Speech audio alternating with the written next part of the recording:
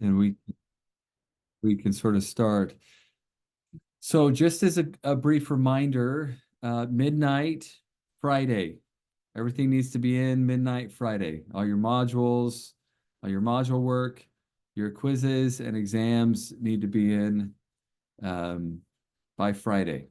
So make sure you're going through and doing each portion and doing each one of the interactive tasks in the modules themselves. Hopefully you're getting some good things from your modules. I'm excited for some of your interactive tasks for your elements today with CBT. If you haven't already done that one, you get to listen to a pretty cool podcast, I think called Screaming into the Void, that gets to talk about how concepts of conditioning, which are really cool. We'll touch base on a little bit of that today. But make sure you get all that done Friday, midnight. Saturday morning, I'll be waking up and taking care of grades and getting all that posted and submitted Saturday. So anyway, we'll go there. So jumping into kind of where we transitioned from last time.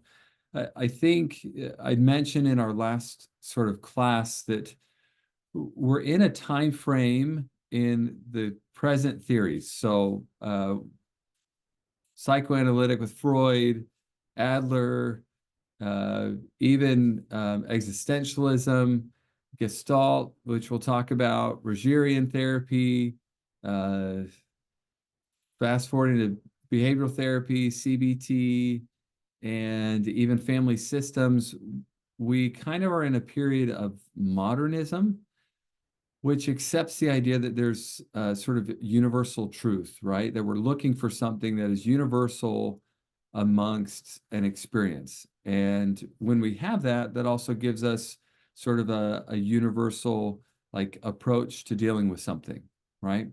In medicine, we may have more of this concept that we sort of talk about, which is, hey, there's a specific pathology to that runny nose, that fever, that cough that you have, right? And so you go to your doctor, and your doctor says, oh, that is a bacterial infection, or that is a virus, right? Typically, they're going to say it's some sort of virus, not a bacterial infection necessarily, but they'll say it's a virus, right?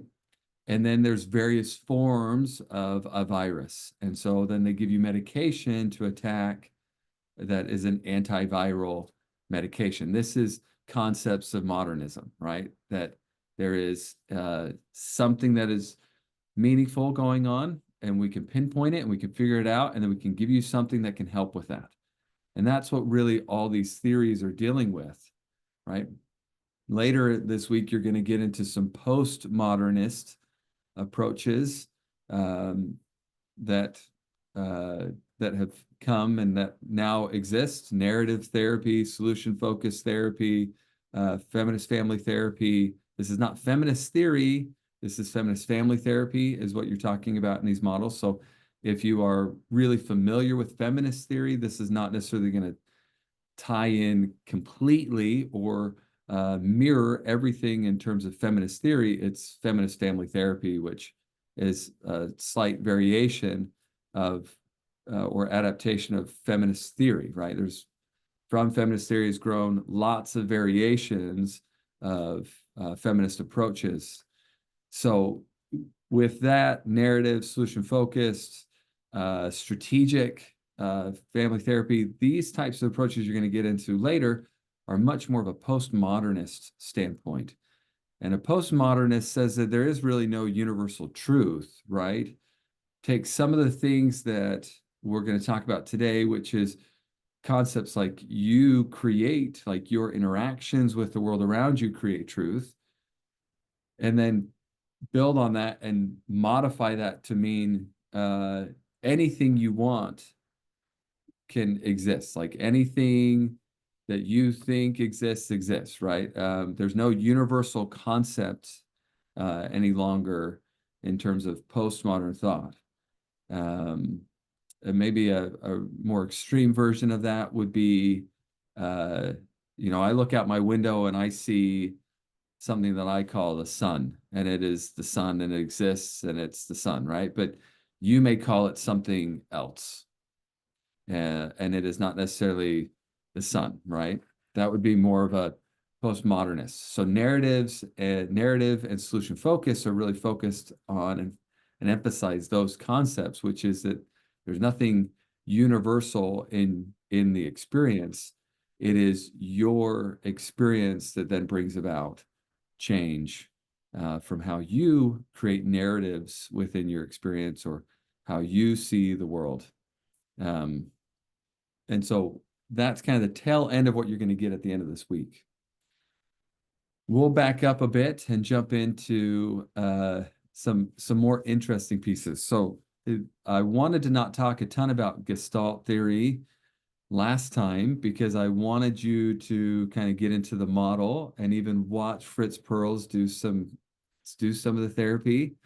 And for you probably to be highly offended by a number of things within those video interactions, which is the predominant experience that people have, is they feel it's very abrasive. Most people focus on he's attacking her or he's provoking her or he is doing things that are not within the current culture, which we live in a very postmodernist experience that we really care for or like. I will say one thing, which is present day Gestalt therapists don't practice in the exact same way that Fritz Perls do or did, right? His unique style and personality were a little bit more germane to the time in which he functioned and practiced. You can find lots of present day Gestalt approaches that feel more collaborative. I think that that's the nature of most people's reflection, is that they want something that's a little bit more collaborative, and he does not necessarily feel very collaborative in what he's doing. It feels like he's forcing something. But if you go back and watch, because I think most of the time when you're watching a video like that, we are responsive and we are conditioned in our responses to the salacious, to the emotionally intense. And that's what you're going to get from the CBT and the behavioral therapy approaches as you go through those soon. Negative. So for example, negative headlines really get exponentially more clicks than positive, right? If I put up two headlines and one was like something about like dog finds its way home versus some salacious dog experience, like more people are going to click on the dog, on the like salacious negative type of dog experience than they are that, right? We are just attuned to emotion. So when we watch something like Fritz Perls and Gloria, most of the time we are responding because we're putting ourselves in the shoes of Gloria rather than we're putting ourselves in the shoes of the clinician. And so if you were to go back and watch it and watch specifically what Fritz Perls is trying to do, there's some actual pretty interesting, I don't want to call it genius, I don't want to offend anybody, but there's some really interesting pieces that Fritz Perls brings about.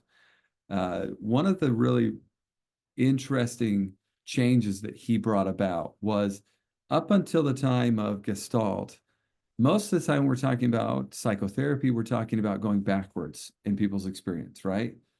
We talk about Freud was all about your past, early development, critical stages of development. We talk about Adler, and it's even like, okay, how did you develop as a kid in your sibling relationships and what impacted you in the past sort of idea. Existentialism was still this, hey, here's this past and future concept, but there's not a lot of like present conceptualization.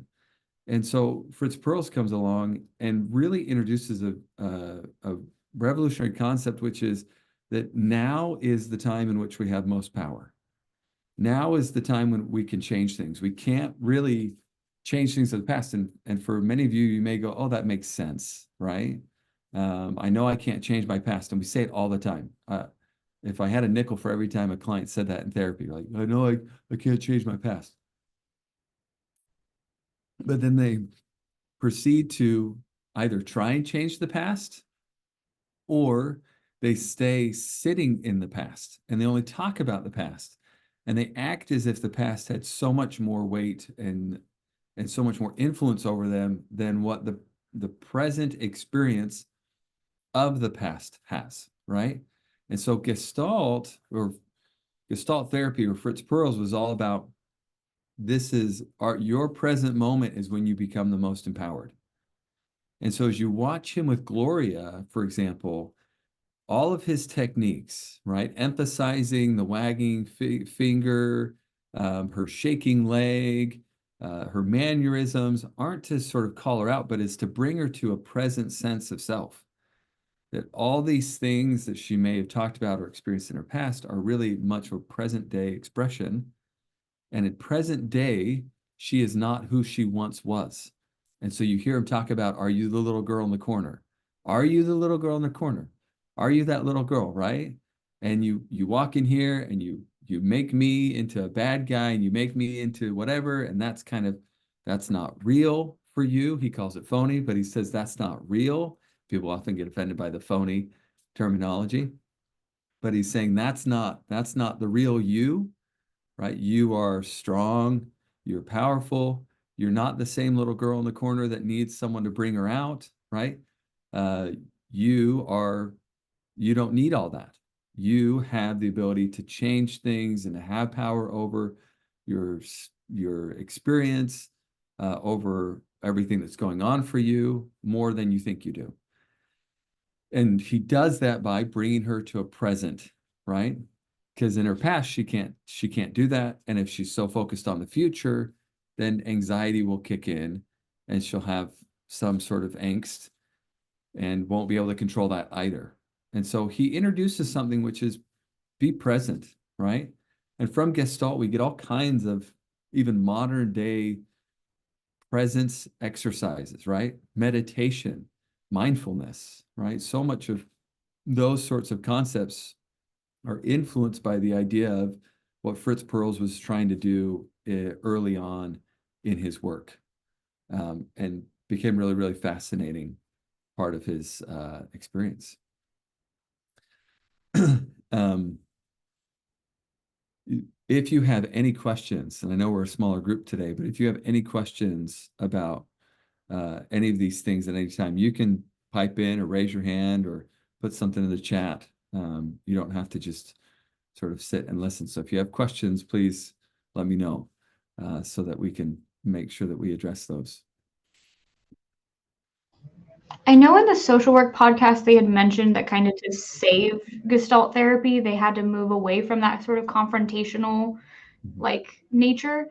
Do you have like an example of how it's changed like for modern day versus like what we watched with Fritz Perls? Um, yes, there is, in the slides, at the end of the slides, there should be on the very last slide, there should be one that says a modern example, and then has an empty chair technique as well. And those are two videos on YouTube that you can go watch that are a little bit more like collaborative in nature. They really walk the individual into like a description of the technique and what's going to happen, so that the individual doesn't feel like, hey, you're just doing something to me that I'm not sort of recognizing. People sort of bristle at that. They don't want just things to be done. So that's what I would probably point you to in terms of a modern day example. Maybe that would help you. Do you think that the like power dynamic of him being a man with a PhD and her being a woman in that time period had an effect on their interaction? Are you asking me in my modern day lens, in my postmodern day lens of power, if I think that influenced modernism? I'm sorry, I didn't word this correctly. Cycling back to Gloria and Fritz Perls, like, do you think that do you think she would have been more comfortable if there was like a woman working with her? Or like, I don't know, because I noticed one of the like big limitations is that there is this weird kind of like white coat syndrome, like power thing of like, I don't know where I'm going with this. You can disregard. No, it's a good question. So your question is, and the reason why I rephrased it back to you in the way I asked it was because you're asking a postmodern question in a modernist time frame.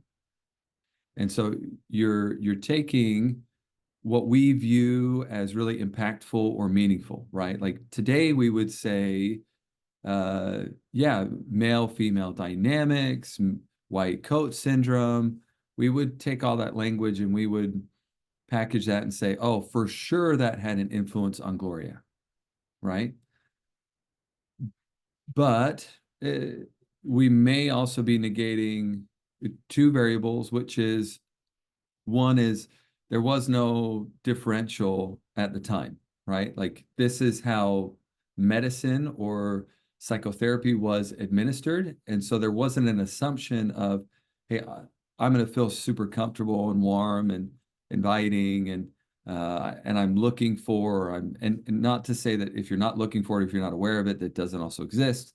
Again, that's another postmodernism concept, but there was almost an assumption of this is the way it goes, right? And we still see effects of that today. I mentioned in the last lecture, like you go into your doctor and your doctor says, hey, why don't you strip down, take off your pants and put on these like paper underwear so I can examine you. And you're like, oh, okay. And you like do it because there's sort of a assumed hierarchy of knowledge, of understanding.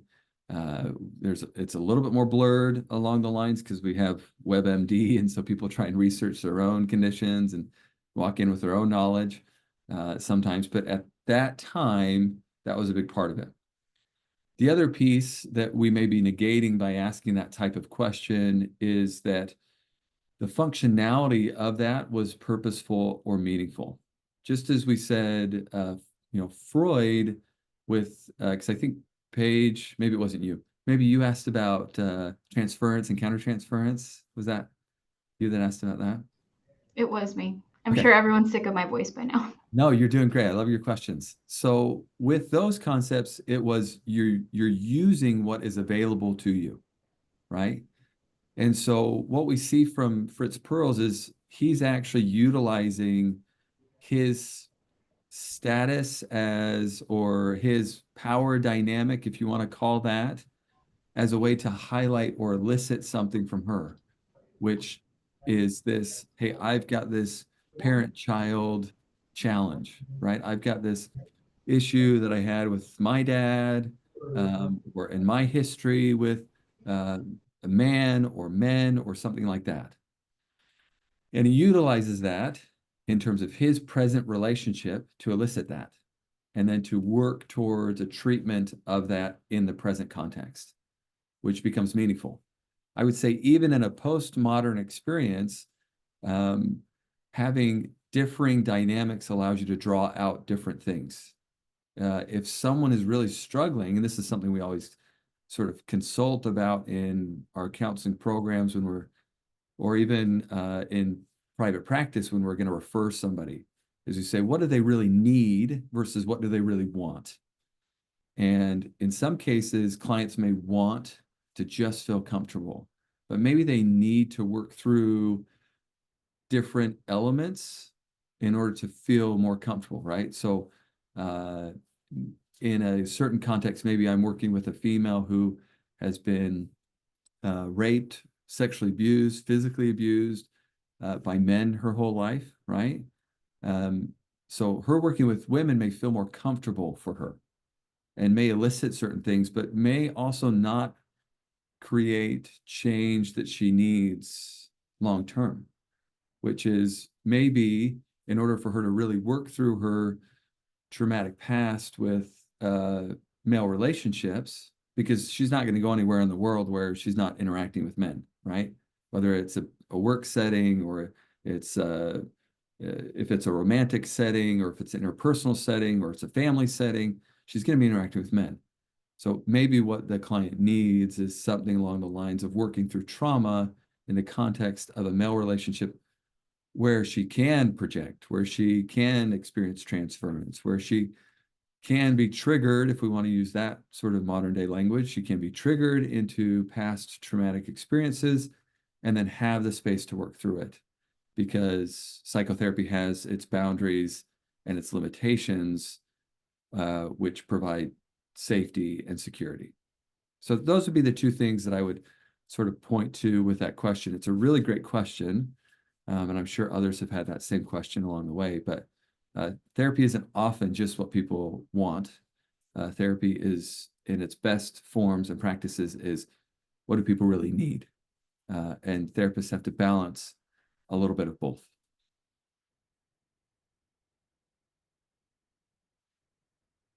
Does that help with the question? Maybe I went totally off the rails page and wasn't really. No, absolutely. It did help. And first of all, it immediately helped to just reframe my perspective of like, I'm looking at this as a person in 2024.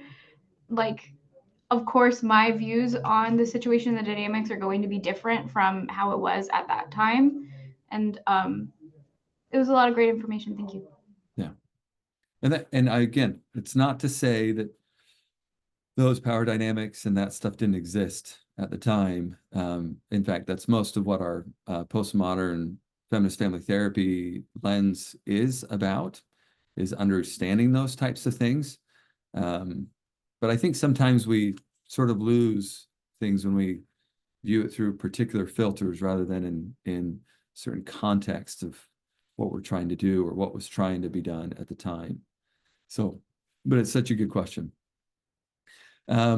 So moving forward, right, we get these approaches that are kind of like Paige is mentioning here, right, are very much like, hey, I'm the professional, I'm going to tell you what to do. They feel very sort of forceful and move you in a particular direction. And it's, I'm the clinician and I know what I'm doing, and I'm going to pathologize, look for the issues that are going on, diagnose those.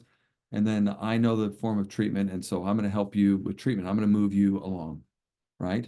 And I'm going to kind of guide and direct you and tell you, here's what's going to happen. And that's what psychotherapy is up until really this point, through Gestalt type of therapies. And then we get Carl Rogers that comes along, and Carl Rogers wants to do some differing concepts. Carl Rogers wants to assume slightly different variables when it comes to the nature of human beings, right?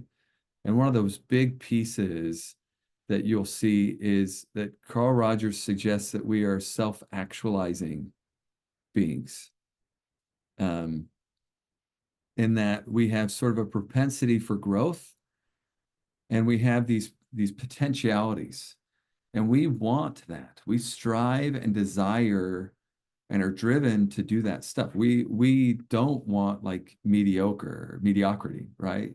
We want growth and development, and we may see that in just overall human development over time as an example of that, but we also may see it individually or personally in our lives that once we like settle in, we become uncomfortable.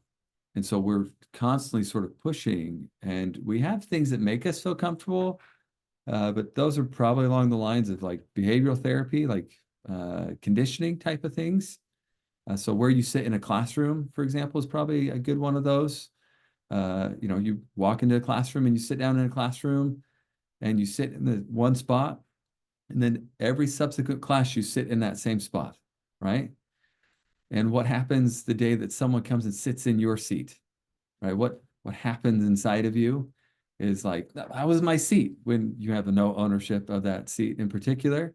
But that's different than, hey, I'm not feeling good, or I don't like my life the way it is. We are constantly striving for things to feel happier, to feel better, to improve our life. I mean, hey, that's why most of you taking classes, right? Is because you're trying to get better, smarter, more intellect. We go seeking for happiness and pleasure and joy. Like so much of our design, so much of marketing, look at all the commercials and advertising that's out there is all about having more fun, right? Like, hey, I've never seen a beer commercial that's really like, hey, you drink a lot of beers and you get hooked and you're addicted and now you're going to be really sad for the rest of your life because now you're going to be uh you have a propensity for alcoholism, right? Sort of idea. It's usually you're on a beach, you're enjoying sun, it's relaxing, it's around good-looking people, like these concepts that are built in of like we just want more, and so advertisers feed into that, and they know that we're trying to do that. Well, Carl Rogers took that concept and said, "Hey, maybe that really is meaningful." And not that he took a concept from advertisers, but he looked at human beings and said, "We're constantly striving for growth in our lives, and we are seeking for stuff. Well, what gets in the way of that? Well, there's a few things that get in the way of that. Our environment and our context, like our situation, can get in the way of that. In more specifically, like our relationships. So maybe in one relationship, right, you experience things that don't allow you to be part of what you really need to feel and experience. So, case in point, a child who experiences abuse.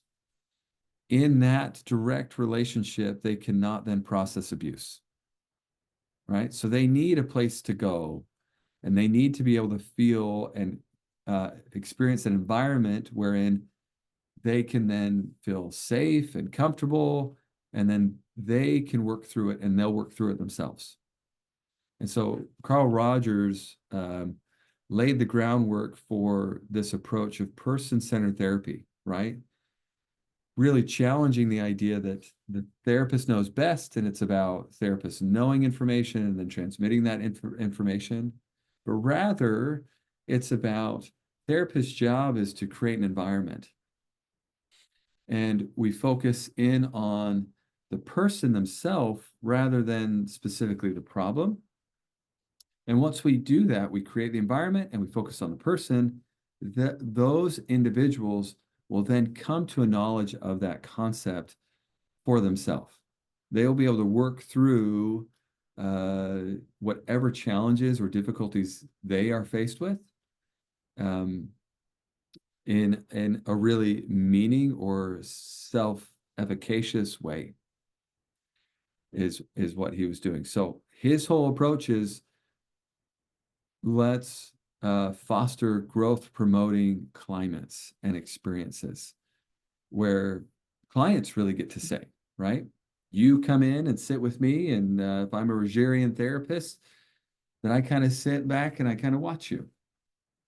And I go, where do you want to go? What do you want to talk about today?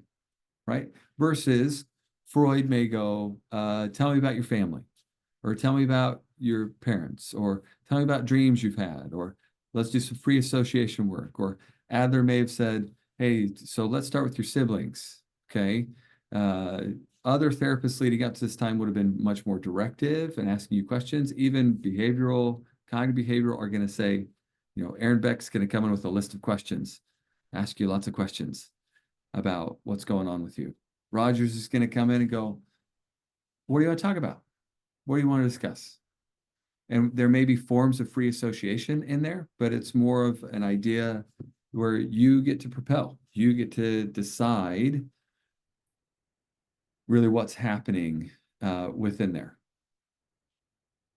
And the therapist works through various therapeutic techniques and approaches to kind of help you with an understanding of that.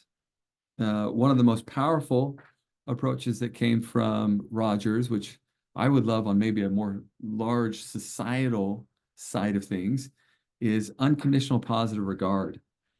Now, unconditional positive regard is sort of acceptance and genuine caring for another individual. Um, and that is accepting them as they are. Rogers always had sort of this saying, which I'll paraphrase, of like, we can't really change until we accept who we are. Now, part of our postmodern concepts of this are more along the lines of like, hey, you be you, or you accept who you are. Like, just be you, right? Carl Rogers wasn't saying that. Carl Rogers was saying, until you can accept yourself as you are, you cannot then change. So you need to be able to accept that, hey, I do struggle, or that I have this challenge, or I have this, right? Maybe our modern day lens is like, hey, that thing that is part of you, like so if we were to take like depression as a diagnosis, for example, right? And you could take various forms of depression. All right. Our modern day example of like UBU may be more along the lines of like someone posts on TikTok, hey, I just have depression and that is me, right? Like that is a part of me, or that's part of my life. Rogers would say, okay, that's good in terms of that's the first step. Accept that that you have some form of depression, and that's not just you, but now we can grow. Once you accept those things and see those things as you really are, then you have a healthy sense of yourself, and now you can grow. But the problem often for us is we aren't in context or relationships where we have space to see those things. And so we need to go to therapy, because therapy helps us feel like we can start to realize and understand and see ourselves for the way that we are. That then allows us to grow. So he would use this technique of unconditional positive regard to say, hey, let's accept the clients as they presently are, because then they can start to accept themselves. And then they can start to move on. We don't need to accept behavior. That's not what we're saying, right? It's not, hey, you're an abusive spouse, so unconditional positive regard means like I'm justifying your abuse towards your partner or your spouse or towards anybody else, right? I'm not accepting that, but I'm accepting the facts. I'm accepting the things that are going on. And so what it often looks like with unconditional positive regard is we have to look at the other side of it, right? We have to look at a flip side of what's really going on for people, right? In a more extreme case, maybe that is we exercise unconditional positive regard when we get flipped off by somebody in a car, right? We're driving and someone swerves around us and then flips us off and then drives off, right?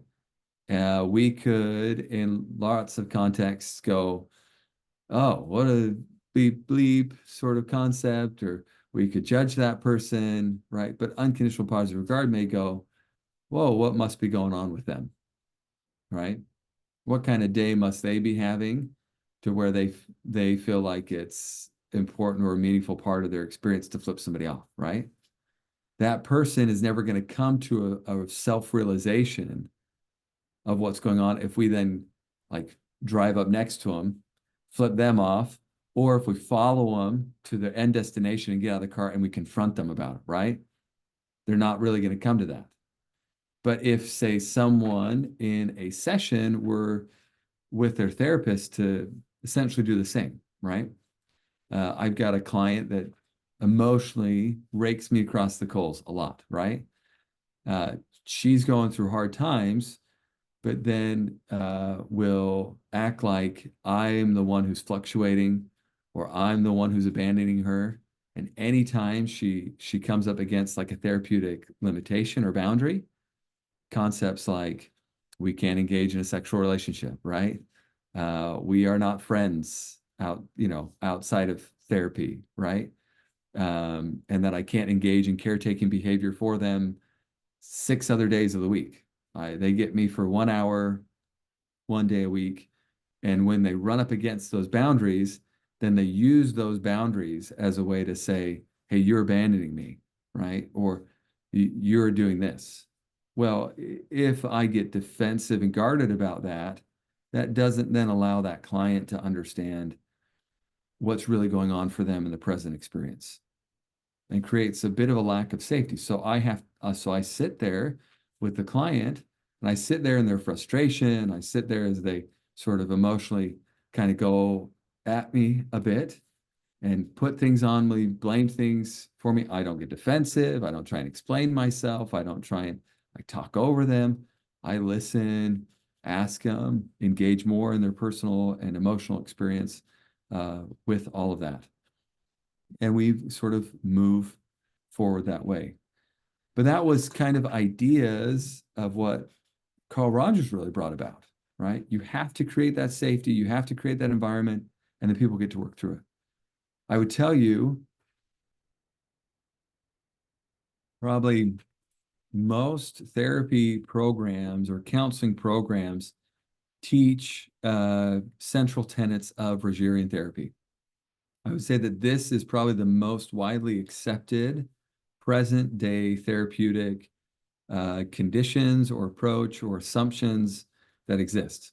In fact, if I were to sample all of you and say, hey, why don't you write down what you would want from therapy, like what it would look like, what you want it to look like. When most clients come in and I go, what do you think therapy should look like and feel like? Now, granted, I will say there is some other pieces that I should say, which is culture also plays a huge part. So across different cultures, Hispanic, Black cultures, Asian cultures, they have different approaches to what they expect out of therapy. But by and large, within a Western society like the United States, most people want something that really is reflective of Rogerian therapy.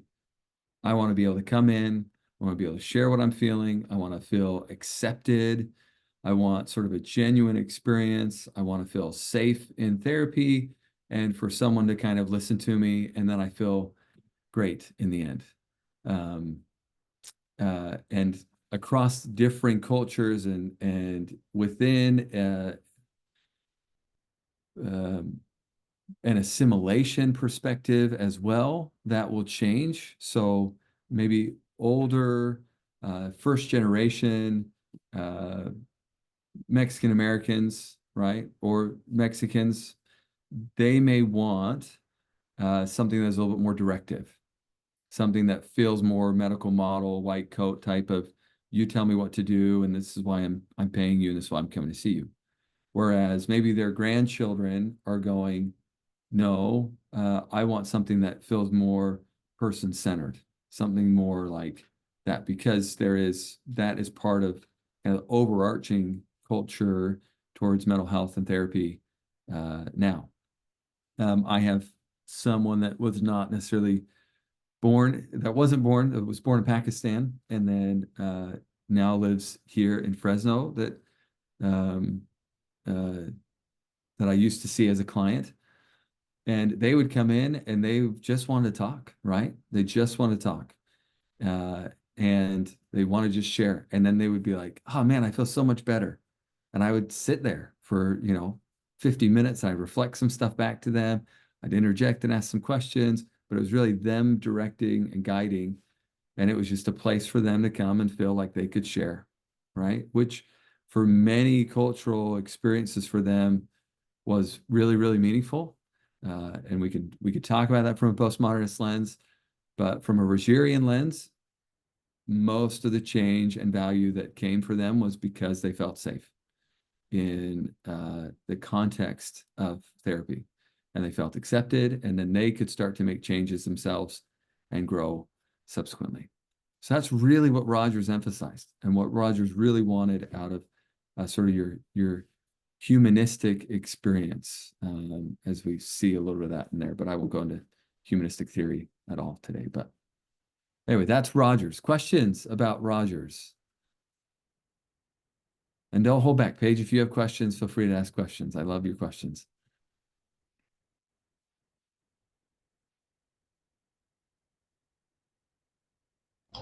I do have a question, but I was waiting to see if anyone else did first. I've noticed with some of the other therapies, like, and this is a question for like a lot of them, especially existential as well. How do you consider like an endpoint to therapy? Like, is there supposed to be an endpoint to therapy? I know with like insurance companies, they want like a treatment plan and like X amount of time. How do you consider a client graduated from like a person-centered therapy? Great question. Great question. So up until this time, there hadn't been a lot of one, insurance companies reimbursing for therapy didn't exist. And so there wasn't really, therapy was viewed as more of a long-term concept. Sometimes for many people, it's a lifelong. The only person up until this point that really said, here are the markers for therapy progressing and being done was Freud, actually, because Freud would analyze your dreams and say, and look at your dreams and analyze those and say, over time, your dreams have improved or have changed. And so you are changing. Like I can see that that internal side is processing it different, right? For Rogers, for Gestalt, it was not necessarily about a short-term, we've got to do this sort of thing. But your question is so great because it leads us right into our next models for development, which is now we get psychotherapists who go, hey, we don't really think people should be in therapy long term or for their life, right? Carl Rogers would say, hey, therapy is done when you feel it's done and you get to fire me, right? And so we're going to work together, Paige, and we're going to interact and engage and we're going to, you're going to state what you're wanting to work on and what really your goals are and what your emphasis is. And I'm going to help you to that point. And then you get to fire me when it's there, right? But maybe what that really led to was clients never really wanted to leave therapy because they felt so good and safe. And they're like, well, I always got more to work on, which is the nature of our human condition. We always have more to work on, right? And so therapists, psychotherapists went, oh man, now we're really getting people who are staying in therapy for a really long amount of time. How can we change that? And so you get behavioral individuals or therapists who are influenced by Pavlov, Skinner, Vygotsky, that come through and go, oh, no, we can change people's behavior in a relatively short amount of time, right? We can look at Pavlov's dog experience, right? Where he got the dog to salivate in a way that it wouldn't. He got it to salivate when listening to a bell versus salivating when it saw food, right? And here's now the conditioned response, okay? We can get people to do that as well with their behaviors as well as their thoughts. And we're highly influenced by that, right? We use token economies to potty train children. If anybody's ever potty trained a child here, right? Then we do reward systems. That's what a token economy is, right? Like, oh, the moment you pee in the toilet, you go crazy on validation, and then you give them a sticker, and then they get to put a sticker on the wall, and then they build up the stickers and they get some big prize. Or the moment they pee in a toilet, right? You give them a candy or some automatic reward system so that they behaviorally associate going to the bathroom and the toilet with a positive experience, right? And it wasn't until we got to behavioralists and cognitive behavioralists where we actually get much tighter time frames for treatment, where behavioral therapists and cognitive behavioral therapists said, hey, I can name that tune in 5 beats. Maybe that's too old of a TV show for many of you, but they would say, hey, I can treat depression in 12 sessions. Whereas Rogers would say, hey, each individual may be a little bit different in their treatment of depression. So it may take 30, 40, 45 sessions. So we then get behavioralists, cognitive behavioralists that create models and standardized models for treatment. And guess who loved that? Well, emerging insurance companies loved that, right? Because now, or what they could say, and also government loved that. I'll just say that. There's a huge shift in what we started to do in terms of psychotherapy. And you see cognitive behavioral therapy that just like explodes because it uses this research model to sort of prove that it works. It can prove outcomes. Okay, well, how do you measure unconditional positive regard in a research way, right? How do you measure some of these empty chair type of approaches from Gestalt, specific techniques? That is much more difficult to operationalize in a research context. But behavioral therapy, cognitive behavioral therapy come along and go, no, we can operationalize it, we can research it, we can study it, and we can narrow down what we're doing in terms of treatment. Why would that not sound good to you? I mean, if I were to say to any of you, okay, I've got a solid approach to losing weight, right? And here's the solid approach. You exercise every day. You reduce certain food intake. I'm not going to go into specific food intake, right? But you maintain a somewhat meaningful diet, and you reduce certain things from your diet that are going to be negative for your diet and not really help your diet, right? And if you do those things in 8 to 10 months, you can get where you want to be. Or if I said, hey, I've got this great little shot thing that you stab yourself in the stomach with called Ozempic, right? And you can, and I'm not trying to knock Ozempic, but if I said, but this is like our modern day experience, right? Is Ozempic's advertised a lot. And it's like, oh, you can lose belly fat, you can lose fat by doing this. And you just kind of use this, I believe it's a diabetic drug, but you use Ozempic and you're just going to go down and you're going to lose a lot of weight. Or if I said, hey, you could go in and you could tie up your stomach and make it smaller so that you eat less, right? Or I could go in and do X, Y, and Z and you would lose weight so fast, right? And you could get what you wanted in 8 to 10 months, or you could get what you wanted in 1 month to 2 months. Which one would you choose, right? I think our modern day context is we would choose the 1 to 2 month approach over the 8 to 10 month approach, right? But the 8 to 10 month approach is saying, hey, long term, this is much more beneficial. We're really getting to the root of things. That sort of idea is what they would argue. The 1 to 2 month is saying, no, your problem is what presently exists. And so you get rid of that, and then things will change for you, right? So a behavioralist, a cognitive behavioralist would say, let's get rid of this, let's treat this. So what they started to do, produce all this research, do all these things. Insurance companies love it. The DSM really starts to come out at that time. And so the DSM and insurance companies start to go hand in hand.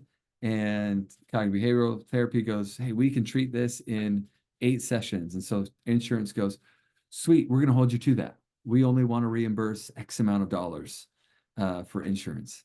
And even to today, insurance is not very good in terms of psychotherapy reimbursement. Medical reimbursement, off the charts. Like, it's so great. Like there's a distinction between how medical professionals live and how mental health professionals live for lots of different reasons. Because a medical professional bills for like 4 or 5 different codes in a single visit. Mental health professionals can only bill for 1 code in a single visit, right? And then you have secondary codes, but you can't bill individually for those codes. So you're billing at 1 rate, and a doctor is billing at 5 multiple within your 30-minute experience with that doctor. So there's all these kind of issues with them. But the other thing that was loved by CBT and behavioral therapy was we can show outcomes. We can determine outcomes, which was really positive. Depression, anxiety, eating disorders, you name it, right? It's all across the board. And I think in some of those slides, I listed off all the other variables and all the other research connected to it, right? But we then get an overemphasis. Like our society loves to sort of swing a pendulum, right? In certain directions, okay? At one point, our society loved jazzercise so much, right? And then we kind of went away from that, right? Now we swing to other fads in dress or fitness or whatever it may be, right? We loved the research side of it, so much so that we infused it in everything in our society. Oh, we can behaviorally modify anything out of anybody, right? So, okay, what's a really good form of negative reinforcement? Okay, well, prison is a great form of negative reinforcement. So if anybody's struggling with X, Y, and Z, let's throw them in prison, because prison will then condition that out of them, right? And so we went into this time within like the 80s and 90s where even maybe early 2000s where like, hey, let's condition everything out of everybody, right? It was programs, right? Sobriety programs. We did this a lot. So let's take someone who's dealing with an addiction and let's throw them in a center. Let's have them get clean. Let's work on some behavioral and cognitive behavioral individual stuff. And then once they're clean and sober, let's throw them back out, right? And let's put them back out and let's send them home. Well, what happened to all the individuals that went home? Well, you could probably guess is they fell back into their addiction, right? And so then we went, oh, okay, no, we need to do more in terms of transitioning. So now we have these sort of halfway houses, transition homes. So they go and get clean and sober, and then they go to these transition homes, and then we send them back out, right? And so we created all these sort of approaches towards really everything is behavioral and cognitive behavioral emphasized. Even to today, most of our master's students who come to the program, I go, okay, well, what do you know? What do you like? Like, well, I really like cognitive behavioral. And I'm like, great, we're not going to do that in our master's program, right? Our master's program for MFCC is not about that. It's about systems and relationships. So it's about something much different, right? Not an individual, but individual psychotherapy with CBT and behavioral therapy took over and was everywhere. And that's the majority of like why we get reimbursed for things, which is great. But also creates some challenges for us present day because there's limitations, right? How many teenagers work really well with behavioral therapy approaches, right? Like when their parents try and use conditioning concepts with their teenagers, how well does that really work? I don't think it works very well because there's an added sense of cognition. So maybe a CBT approach tends to work, but maybe there's conditions in which CBT is not the right approach for individuals, or there's even been adaptations of CBT to you get IBCT, which is integrated behavioral couples therapy, which is just a offshoot of cognitive behavioral therapy, but in a relational context. And does that work well? It works with some couples. It really does. But some couples, it doesn't work. So it's not a universal, here is what really works better than everything else. But that's in the world in which we live, we try and do that, right? Oh, EMDR is the best. CBT is the best. This is the best. The EFT is the best. This is the best, right? And most of our meta-analytic studies tell us that that's not necessarily true. That the difference in those approaches is minimal comparatively. So there's other factors that sort of influence what is the best approach there. So I answered Paige's question in like a super long, drawn out, roundabout way in order to incorporate our next approaches that I just then talked about, which is CBT and behavioral therapy. So hopefully that helps, Paige, with the super long answer. I think that's my MO, is long answers. But that was great. So such a wonderful question, and it helped us transition to that. Then we get a little bit of a difference, right? Because now we're so individually focused. So across therapeutic time, we've really only focused up until this time on individuals. And how do individuals receive treatment, and how do individuals deal with things? Even couples approaches up until this time were more of the idea of two people sit in the same room, even if it's like partners sitting together, and I'm going to do individual therapy with each person.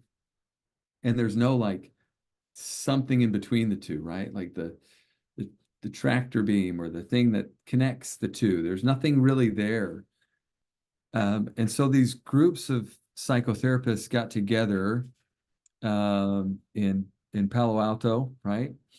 And we have two kind of differing groups: the Milan group, the Palo Alto group. We have different names for them, but they got together, and they consisted of individuals like Jay Haley and Chloe Medanes, Steve DeShazer, Carl Whitaker, Insoo Berg. These were all very influential individuals as part of this, and they came together as a think tank and really in the beginning started studying like um, the language at the time was schizophrenia, right?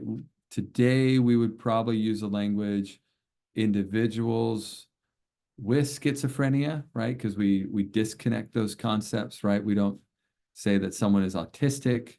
We say an individual with autism. But in the time they were studying the concepts of schizophrenia within individuals and trying to give a better context to it. Because these weren't individuals where other therapeutic approaches were working super well. And so they wanted to say, is there a different way of looking at this? And so some of their early work was really about what's the relational factors that contribute to this? And, you know, and I think they would say, you know, there were certain limitations which they attributed too much to mother-child relationship, which was historically at the time was the context and the situations. You had more of this, hey, two-parent family, dad goes to work, mom stays at home, and so mom's social emotional impact on a child is much more prominent than dad's. Uh, and so dad goes to work all day, comes home, he's exhausted, mom serves him dinner, he then like chills and watches TV, and then he's really only there for disciplinary reasons, right? Like anytime the kid's acting up, then the dad comes in and he's really a disciplinarian, but mom engages in all the social emotional sides of caretaking and child rearing and all that sort of thing. So they drew some conclusions initially that were really mother-child related in terms of schizophrenia. But what later came from that was they took an adaptation of theory that had come from the hard sciences, from engineering, from other biology, chemistry, which was systems theory. And they adapted it to our social interactions and our relationships. And they said systems theory is a way for us to understand outcomes. That within any particular interaction, we may have a number of variables that then impact the outcome. And they called this, or we call this, synergy. Maybe anybody's heard of the concept of synergy, which is that the whole is greater than the sum of its parts. So if we had 5 variables, right, it's not just that we get 5, like 1 plus 1 plus 1 plus 1 plus 1 equals 5. We would get more of the idea of 1 plus 1 plus 1 plus 1 plus 1 equals 1 or 2 or 3 or 4 or 5 or 6 or 7 or 8 or 9 or 10, because it's not these are not in isolation, these concepts, but they have these interacting movements, right? So where I can then use these 5 variables to do things like grab, where I can't use a one. I mean, I'm trying to pick up my cell phone with like my one finger. Like I really can't do that. But if I use all 5 together in harmony, then I can do things like I can pick up. And that's systems theory, right? You have like lights on behind me is systems theory in engineering. And it's, I mean, I can go with my one finger and I can flip a switch, right? And I can move that switch, but my finger doesn't necessarily contain electricity and it doesn't create light. But electricity and light cannot create itself without me pushing and starting a reaction. And so there has to be the combination of my finger, a light switch, electrical wiring that then connects into some sort of power source, and then that power source has more electrical wiring that goes in and then connects to a light bulb, which then can create light. And the combination or the circuitry of all those things interacting creates light. And what we have is light. And the outcome of that is much more meaningful than just the individual pieces, right?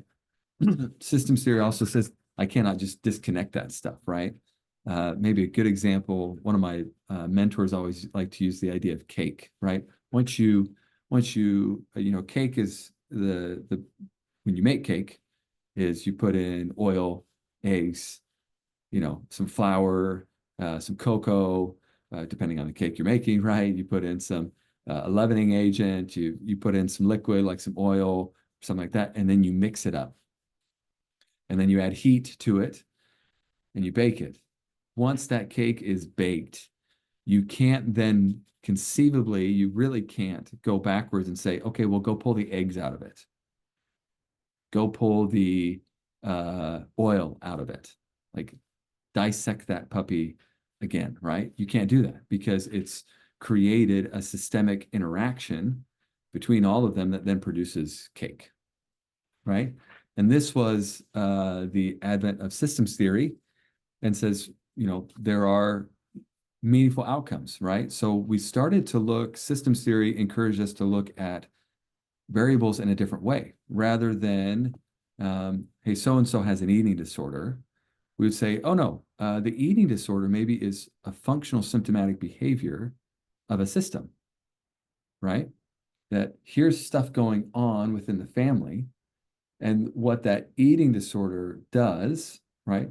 Functional symptomatic behavior emerges where that person then has an eating disorder. And what that does is it distracts from what's going on in the system, and the system changes and focuses on that. And so maybe we started to look at eating disorders earlier on as like how do I want to say this? So like parents are fighting and arguing all the time. And then a child would engage in a behavior to distract from that.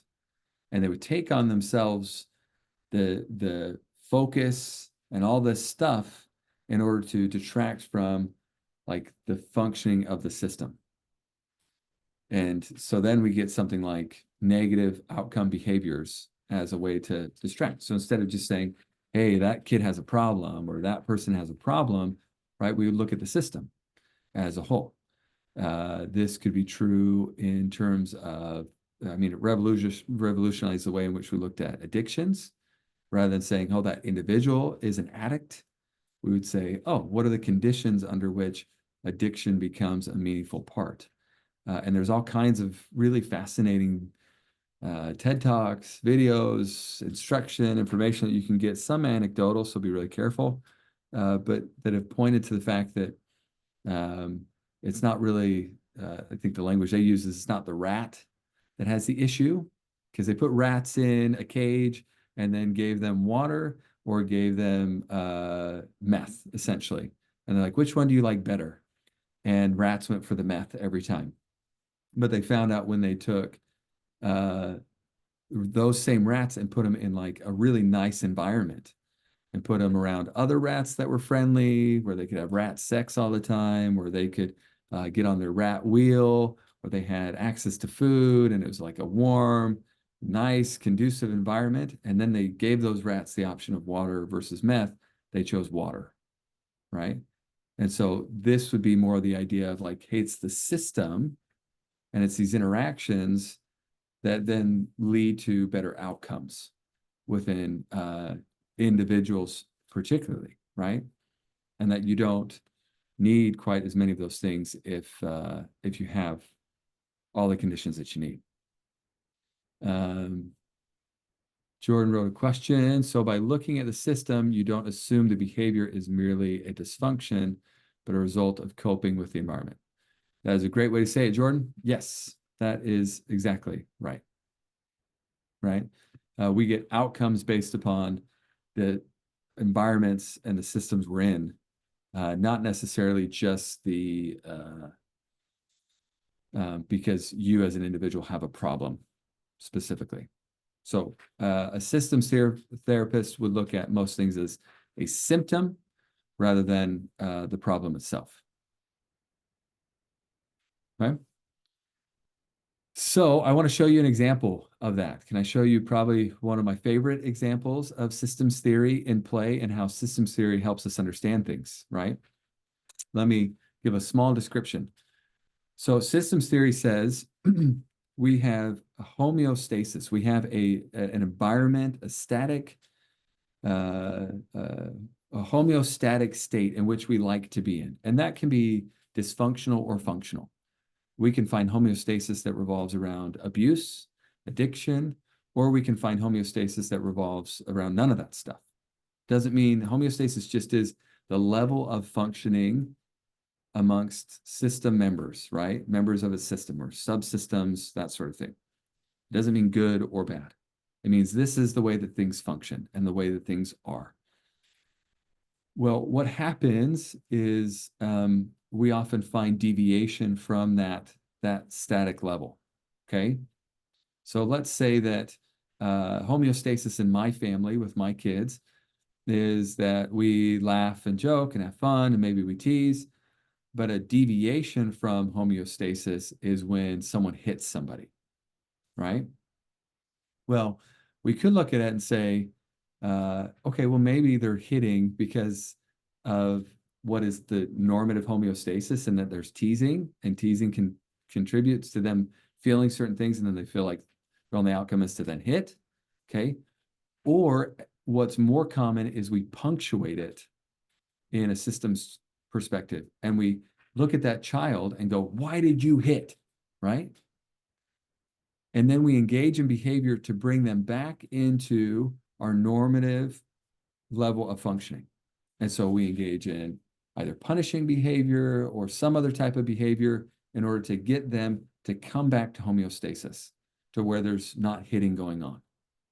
We are uncomfortable with the deviation from that. But there may be families where they yell, and they yell a lot at each other, right? And so if someone were to go in and go, now tell me how you're feeling, right? That would also be such a variation from that would feel uncomfortable, that they would probably go back to a homeostatic response. Like, no, this is how our family functions. And every one of your families is like that, okay? We see that in really interesting ways. If you've ever left your home for like college, or left to go and live somewhere for like 6 months, and then you go back, what you'll notice is, and here's what happens to a lot of college students, is they'll go off to college, not live with family or parents and not see them, whatever. They will go off to college for some time. They'll start to develop new traits, new characteristics, new ways of being, that sort of thing, right? And they may love that. They may go, this is really who I am, and I've figured out who I am, and I feel comfortable, and I like this. And then what happens is they go back home, and there's a homeostasis in their home of this is how we function, this is how we interact. And so they lose a lot of those traits, right? We call those emergent, submergent properties, but they lose a lot of those traits, and they come home and they find themselves falling into the same things that they did as a teenager who lived at home. And they're treated the same way as a teenager, right? In my family, I am number 6 out of 7, okay? I also have a PhD. I've also been practicing therapy for almost 15 years and have lots of knowledge and experience. But you wouldn't know that when I go and interact with my siblings, right? At least early on in the process, 5, 6 years ago, I am still little brother. I am still the, hey, you're annoying little brother. You got to make jokes, and you got to be really funny, and you got to be this and that and that and this, right? And that's not anything somebody says to me overtly, but that's something that we fall into in terms of homeostasis within particular systems, okay? And that's where we can have lots of challenges or problems, okay? But every system has a response. We call these feedback loops. Feedback loops are the ways in which we either get back to homeostasis or in which we start to change the system, right? So we call these negative and positive. Don't take those as like valuative judgments. They're also called attenuating or amplifying systems, right? Or and so what that means is negative or attenuating means we want to get back to where we were, right? So something new comes into the family. Oh, here comes someone's getting married, and here comes an in-law that's coming in. Nope, we want to function the way we want to function, and this is how we function.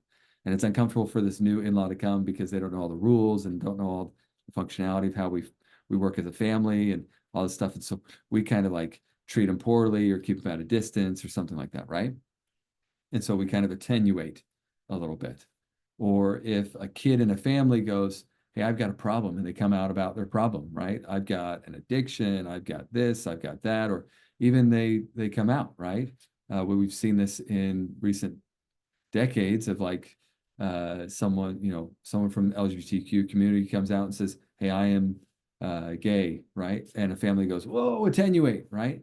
Let's attenuate. We don't know how to handle this. We don't know what to do with it. Let's attenuate. Let's get back to the way we are. Okay. And even nowadays, it may be like, oh, okay, you're gay, but we're still going to be the same way we once were, right? Like we're going to still function the same way we once were, which doesn't really work. If systems attenuate too much and too fast and too often, they tend to break down because they're too restricted. Systems are meant to change and grow and develop. And so with that, we get amplification. Amplification loops allow for growth to happen, but ultimately go back to attenuating, right? So here comes an amplification, which stretches the system, but then we don't feel comfortable with it, so we attenuate.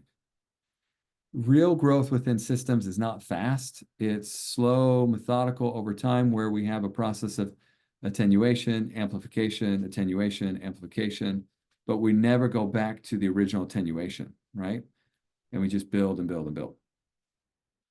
So that's kind of how systems function. Now, that may be a lot of really theoretical explanation of that.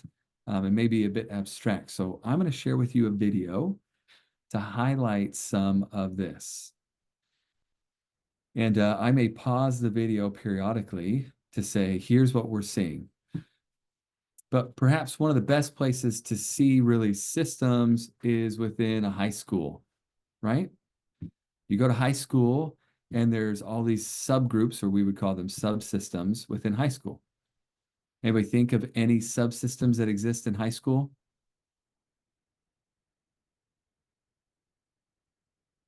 There's sports teams.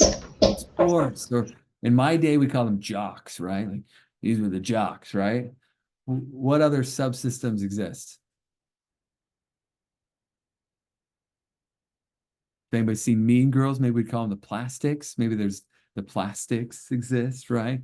This isn't us labeling anybody, but sometimes you see skaters, right? Or you see the stoners, or you see the nerds, or you see like all these different subgroups, right? Well, every subsystem has rules for that subsystem, correct? Right? How you act, how you dress. Don't you notice that they all start to dress the same, right? If you've been across like Fresno State campus, it's probably not hard to pick out like sometimes who the athletes are because they all wear athletic apparel, right? They get free clothes from who is it? Who's our provider for Fresno State? It's not Nike. I don't know who it is, but they get athletic gear and so they wear it, right? And it's a part of their culture. It's part of who they are, part of like all that stuff. And so they dress very similar. When in my undergraduate, it was pretty funny because I had a friend who was in engineering, and you go in the engineering building and they all dress very, very similar, right? And then you come over to my field and it was more the humanities and social sciences and stuff. And he would come in dressed what was normative for engineering and come in and he'd be like, wow, people dress so different over here, right? Like it was different trends, different fads, like different experimentation with dressing and that sort of thing. And he's like, wow, these people dress just so different. And we do that. We take on our jerseys of sorts, our uniforms within groups of how we sort of dress and act. And so these subsystems have ways of acting and being.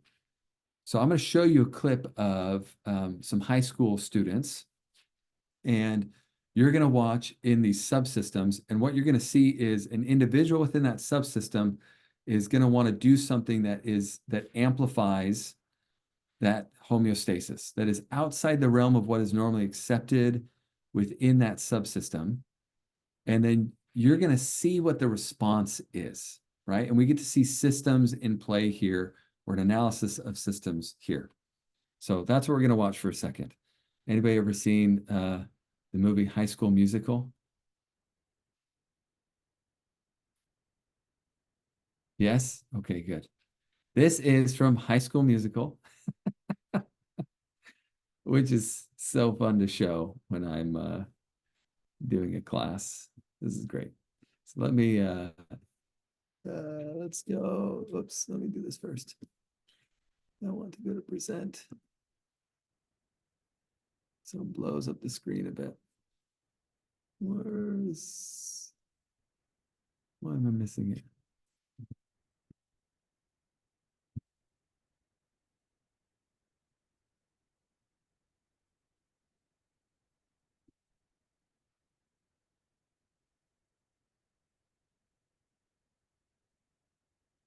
All right, now that's nice and big. Yes? Okay. So here we go. I'm gonna hit play. For those who haven't seen High School Musical, there is, this is all singing, so it's meant to be a little funny. It's okay if you laugh a little bit at like some of the funny stuff in here, or what seems peculiar. But there is a couple, Troy and Gabriella, that one is a jock basketball player and one is more of a academic nerd type of individual, but both have musical talents. And so they go and try out for a musical, and they've just gotten notice that they've been invited for callbacks. Sharpay Evans, who is the person on the screen currently, has been the lead in all the dramas and musicals and stuff. And so she is not okay with them changing. But what we're going to see is a ripple effect of Gabriella and not Zac Efron. It is Zac Efron. But we're going to see Troy and Gabriella. We're going to see a ripple effect of others who look at their example and go, oh, now I've got something else that I'm passionate about that I like. And they're going to try and share it with their subsystems. So watch as you and take in all the goodness that happens here. And we'll pause periodically. Here we go.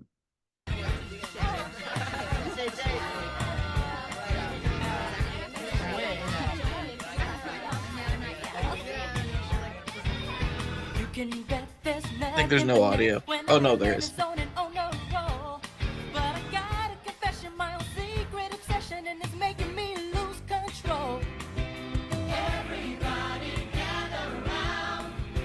if Troy can tell his secret, then I can tell mine. I bake. What? I love to bake. Strudel, scones, even apple panada.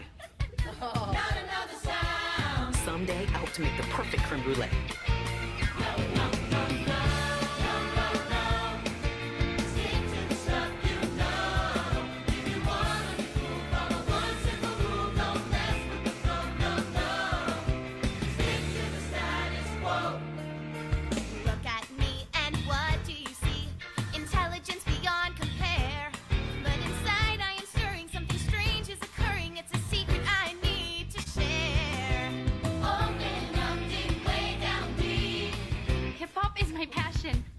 To pop and lock and jam and break. Is that even legal? Not another beat. It's just dancing. Sometimes I think it's cooler than homework. No. Stick to the stuff you know.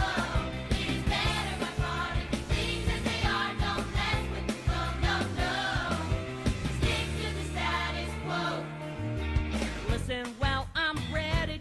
Okay, so just as a small aside, the guy that's in the plaid and that guy right there in the plaid with the hair, he is in Hamilton. He's in the original cast of Hamilton. He's the British soldier that stands up and sings, "Heed not the rebels, they scream revolution, they have not your interest at heart." That's him. Anyway, not that you wanted that small aside. But what are you seeing? So this is helping us understand systems theory. So we get individuals that are approaching their subsystem. They're going, hey, I've got something that's different than what fits within this subsystem.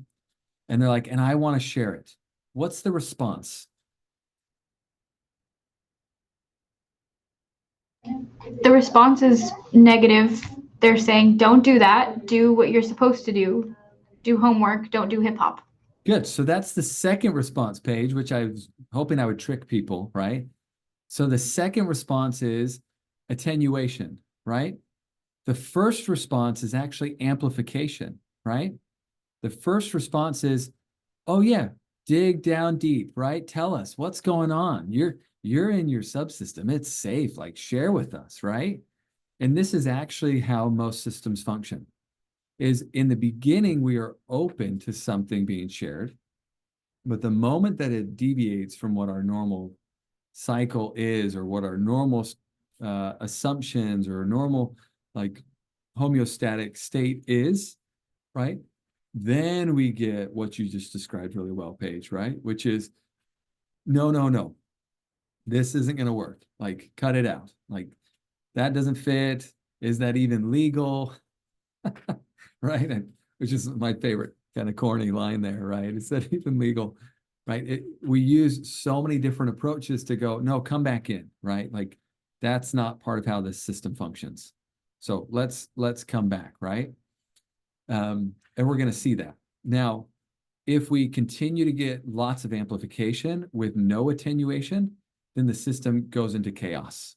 So let's see if we can see that happen. You'll get one more example of sort of amplification, attenuation, and then you're going to get lots of amplification, because everybody's just going to start doing all these things that don't fit within their subsystem, or within that homeostatic state of their subsystem.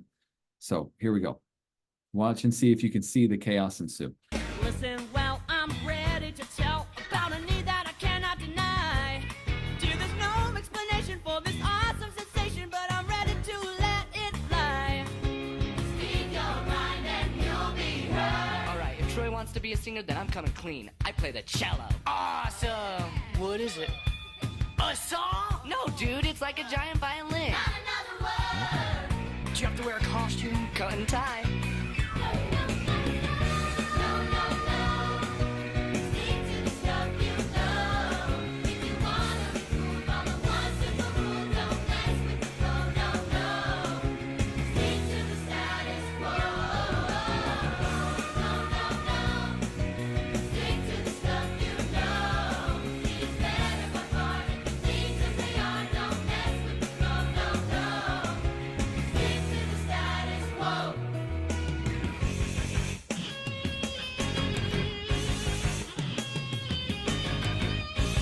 Here's that chaos. Everybody's just engaging. It's going crazy.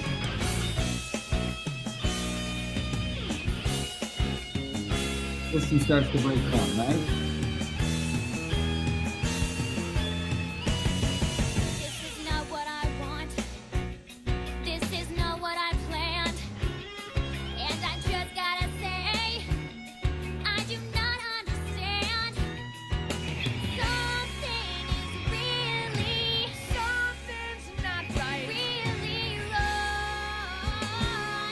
And we gotta get things back where they belong. We can do it. Gotta play! Stick with what you know. We can do it. Hip-hop hooray! She has gotta go. We can do it. Creme brulee! Keep your voice down low. Not another beat. No, not another word. No, not another sound. No. Everybody quiet. Why is everybody staring at you? Not me. That's You? Gabriella. Because of the callbacks? I can't have people staring at me. I really can't. Stick to the stuff you know. If you wanna be cool, follow one simple rule. Don't mess with the flow. No, no. Stick to Right. I think that is shared well enough, right? So hopefully that example helps you understand systems theory just a little bit, right?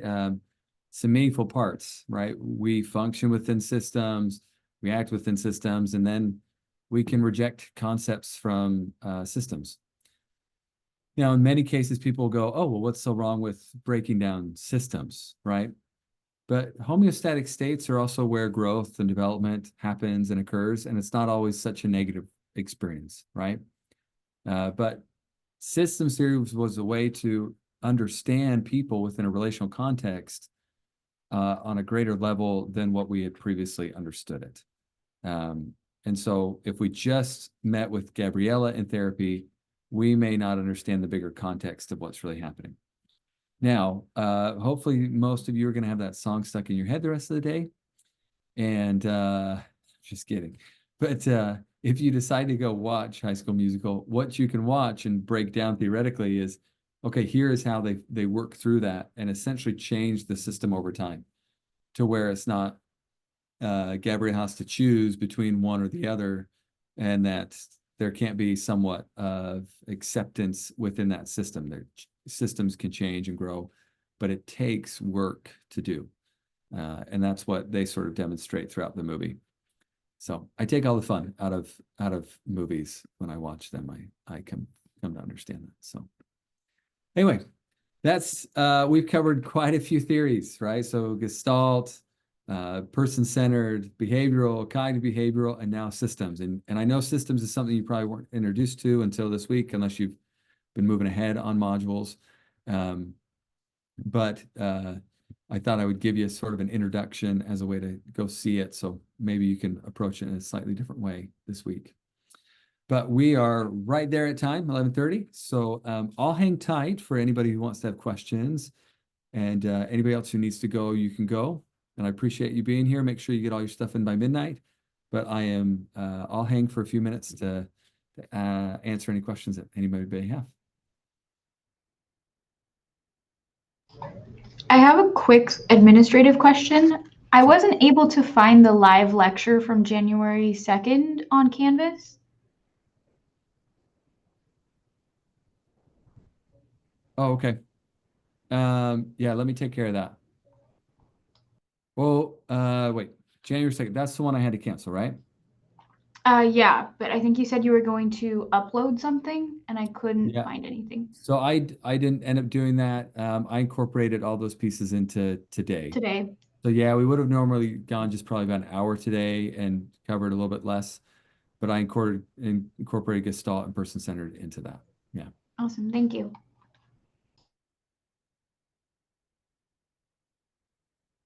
Any other questions?